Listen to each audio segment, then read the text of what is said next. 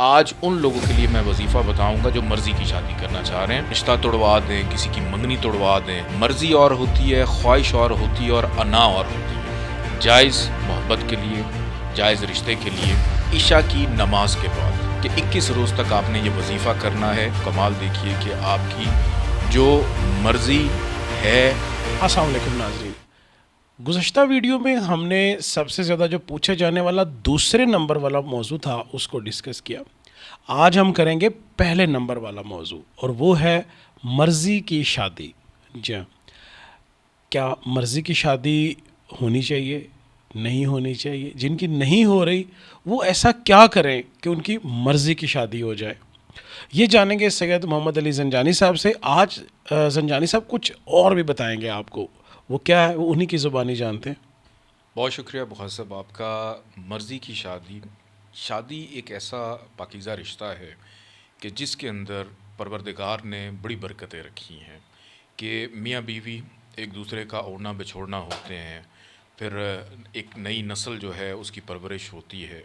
ایک چیز ہوتی ہے مرضی، وہ جو اللہ کے حکم کے مطابق ہو، کہ اس میں کوئی غیر شرعی فعل نہ ہو، کہ ایسا نہیں کہ آپ مرضی کی شادی کرنا چاہ رہے ہیں اور آپ کسی کی چلتی ہوئی شادی توڑوا دیں اور آپ گنہگار یا کسی کا ہوتا ہوا رشتہ توڑوا دیں۔ رشتہ توڑوا دیں، کسی کی منگنی توڑوا دیں۔ مرضی اور ہوتی ہے، خواہش اور ہوتی ہے، اور انا اور ہوتی ہے، کہ اگر آپ اپنی مرضی کو انا کا مسئلہ بنا لیں تو پھر اس میں چیزیں بہتر نہیں ہوتی۔ دیکھیں اب جو جناب زلیخا تھیں، ان کی بھی مرضی تھی کہ وہ حضرت یوسف سے محبت کرتی تھیں۔ پھر اس کے بعد جناب بی بی فاطمہ تو زہرا سلام اللہ علیہ کی جو والدہ تھیں، جناب خدیجۃ الکبریٰ سلام اللہ علیہ، انہوں نے بھی خواہش ظاہر کی جناب رسول خدا حضرت محمد مصطفیٰ صلی اللہ علیہ وآلہ وسلم بہت سے کیا شادی خوب کی، کہا جی آپ۔ یعنی ایک خواہش کا اظہار کیا۔ ایک پاکیزہ دونوں میں رشتے، فرق ہے۔ دونوں میں فرق ہے کہ خواہش اور ہوتی ہے، مرضی اور ہوتی ہے۔ تو اگر آپ کی یہ مرضی ہو کہ مجھے فلاں کا رشتہ توڑنا ہے، آپ خود سے اپنا احتساب کریں کہ آپ کس چیز کے لیے اس وظیفے کو کرنے جا رہے ہیں۔ آپ کی یہ خواہش بھی ہو سکتی ہے، مرضی ہو سکتی ہے کہ مجھے فلاں گھر میں ہی رشتہ کرنا ہے۔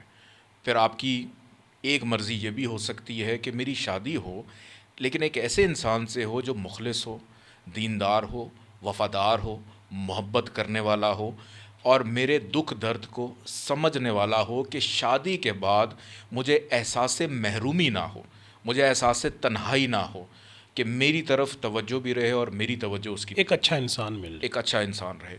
تو وہ لوگ جو اپنی اس مرضی کے مطابق شادی کرنا چاہ رہے ہیں کہ ان کی آنے والی زندگی، یا ان کو کسی سے محبت ہو گئی ہے اور ان کو یہ لگتا ہے کہ ہمارے حساب کے مطابق، ہمارے استخارے کے مطابق، ہمارے ستاروں کے مطابق ہماری کمپیٹیبلٹی میچ ہوتی ہے، اور اگر ہماری شادی ہو جائے تو ہمیں اس میں فائدہ ہو سکتا ہے، یہ ایک اچھا رشتہ ہمارا گزر سکتا ہے۔ تو آج ان لوگوں کے لیے میں وظیفہ بتاؤں گا جو مرضی کی شادی کرنا چاہ رہے ہیں، جائز محبت کے لیے، جائز رشتے کے لیے۔ وظیفہ یہ ہے کہ یہ 21 روز تک یہ کیا جاتا ہے مسلسل، کہ 21 روز تک آپ نے یہ وظیفہ کرنا ہے۔ جو بچیاں 21 روز تک مسلسل نہیں پڑھ سکتیں، وہ اپنے وہ ڈیز آف جو ہیں وہ نکال کے اپنے 21 روز مکمل کر سکتی ہیں۔ عشاء کی نماز کے بعد، عشاء کی نماز کے بعد آپ نے کرنا یہ ہے کہ آپ نے ایک کھجور لینی ہے، آپ نے 500 دفعہ اس پہ پڑھنا ہے، اغسنی اغسنی اغسنی یا مغیثو۔ میں پھر سے رپیٹ کر دیتا ہوں، اغسنی اغسنی اغسنی یا مغیثو۔ اس کو آپ نے 500 دفعہ پڑھنا ہے۔ اس کے شروع میں اور آخر میں 14 دفعہ درود پاک پڑھیں گے۔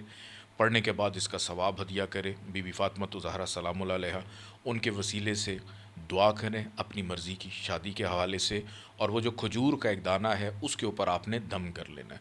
دم کرنے کے بعد آپ نے اس کھجور کی جو گٹھلی ہے اس کو نکال کر آپ نے کسی بھی مٹی کے اندر اس کو دبا دیں، گملے میں دبا دیں، یا کہیں بھی آپ کو بھی لگے آپ اس کو دبا دیں، اور جو کھجور ہے وہ آپ نے کھا لینی ہے، اور آپ نے 21 روز تک یہ کھجور کا استعمال جو ہے آپ نے کرنا ہے اسی طرح دم کر کے۔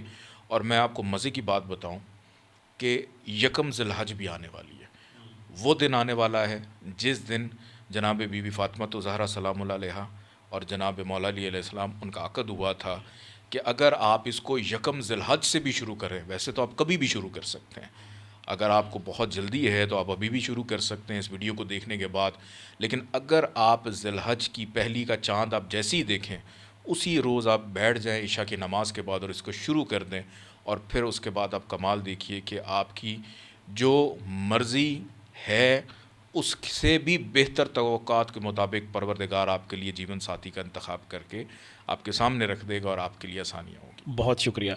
جہاں تک میں سمجھا یا آپ سمجھے کہ شادی مرضی کی ہونی چاہیے، نیک نیتی کے ساتھ، ضد کے ساتھ نہیں۔